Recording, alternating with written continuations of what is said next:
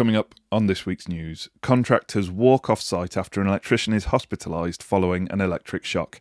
The boss of MCS, the Microgeneration Certification Service, reveals that his home has neither a heat pump nor solar panels. And do roads that power your car mean the end of EV chargers? Welcome to Electrical News Weekly in association with the Electric Heating Company, whether you're listening in the van, on site or down at the wholesale counter. I'm Joe Robinson, and I've been through the best of the electrical industry news to save you the trouble. And as always, if you think you've spotted the two words that I've been challenged to slip into this week's show, comment with them below for the chance to win a prize. Contractors walked off site this week following the hospitalisation of an electrician after an electric shock. Contract firm BGEN ordered its workers to leave the Ferguson Marine shipyard in Glasgow after their colleague came into contact with a dangling live cable on one of the unfinished vessels. The victim was taken to the local accident and emergency department and has now made a full recovery.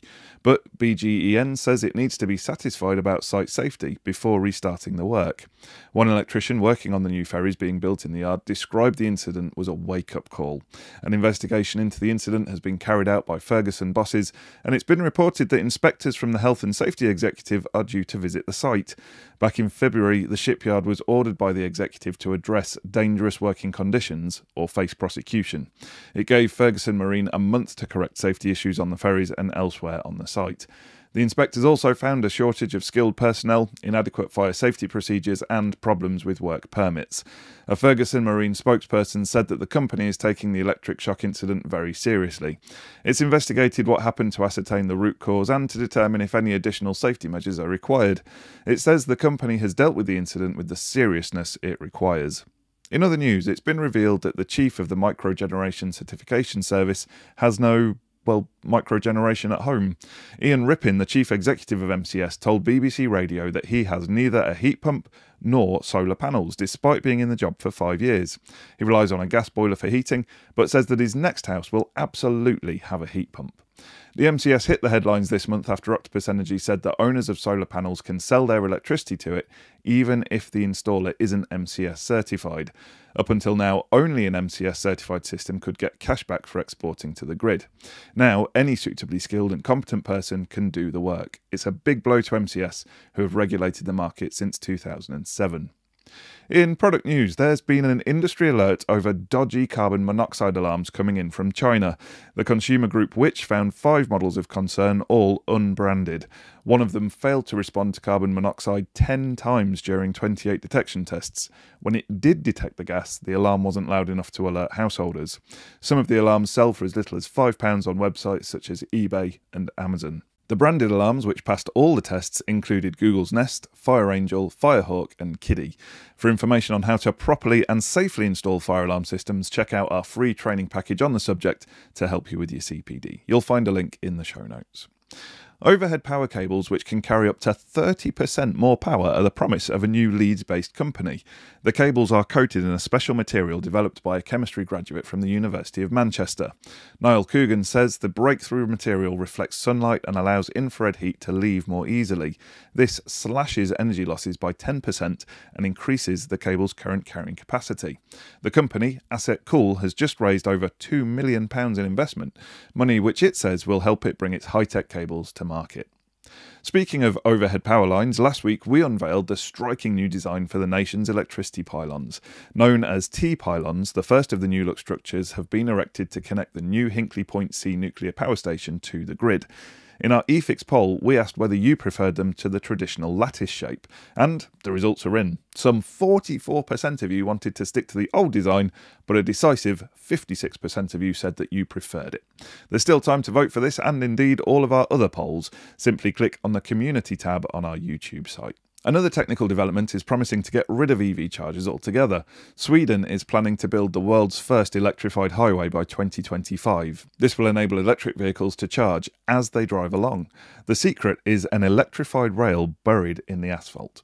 The technology is called conductive charging, and it's said to be similar to how a Scale X trick model racing car works. Underneath the vehicle is a metal strip, and as this slides along the rail, electricity flows to the vehicle. To keep it centred, an onboard camera follows green LED lights on the rail. It also identifies the vehicle so that the owner can be billed for the energy that they use. Karen Ebbinghaus, the chief executive of Elon Road, the firm behind the tech, says electrified roads make more sense than building large networks of chargers. The only downside is that roads are in the traditional figure of 8 shape of the scale electric kit. Okay, we made that last bit up, but you know, how cool would that be? Our scriptwriters being cuter than a koala there. And finally, a Manchester company is doing a roaring trade selling bedsheets that connect to the home's earthing arrangement. The bed linen, made from cotton and silver threads, is simply plugged into the earth pin of the nearest socket while you sleep. The company says having your sheets at 0 volts transfers free electrons straight from the earth to you, allowing you to stay grounded while you sleep. When grounded, the body shares the same electrical potential as the earth, and this provides a protective effect against any excessive positive charge. To check its working, the company recommends it is regularly tested with a conductivity tester. Great news. I've lost count of the amount of times I've woken up by a lack of free electrons causing excess positive charge on me. I think this needs further investigation. What's next? That losing free electrons is better for weight loss than liposuction? I don't know. Anyway, just before we get to your favourite bit of the show where I reveal last week's challenge words and winners, we want to thank our premium partners. We couldn't make the news without you. First up, they're the people who've created the Swiss Army knife of solar inverters along with all-weather batteries. Very much the Boy Scouts of the solar industry. It's Sunsync. Up next, for all your circuit protection needs, they're like having an Italian star striker in your Premiership team. It's Ludum Palazzoli. Next, they're your one-stop solution provider for EV installations from domestic to large DC public chargers. It's the ingenious and gifted Garrow. The best thing to come out of Yorkshire since stainless steel, it's Doncaster Cables, the home of EV Ultra and other groundbreaking and quality cables. And to fix all that gear together and to surfaces, you need fasteners that would win a gold medal. It's Olympic Fixings. Big thanks to you all. We really appreciate your ongoing support for the news. And just to let you know that if you'd like to be featured in next week's news, simply visit the news tab on efix.co.uk. Tell us about any exciting new products you've discovered, any stories you've spotted, or simply any issues that you believe deserve the community's attention. The eFix team will then get on it, and everything will be considered for future news bulletins. If you think you know the words that I've smuggled into this week's show, pop your guess into the comments and we'll dig out a goodie bag prize to the first to get the right answers. Last week's words were labradoodle and supermodel, and despite my personal rant about the meaning of staycation obviously throwing a few people off, the first person over the line was John Pern Personal 8837. So very well done to you, John. Please click the link in the show notes to claim your prize. Thanks for listening to this episode of Electrical News Weekly in association with the Electric Heating Company. Make sure you subscribe to receive the next update. Thanks for listening, and until next time, have a great week. Stay safe out there, and remember, there's no such thing as a torque calibrated arm.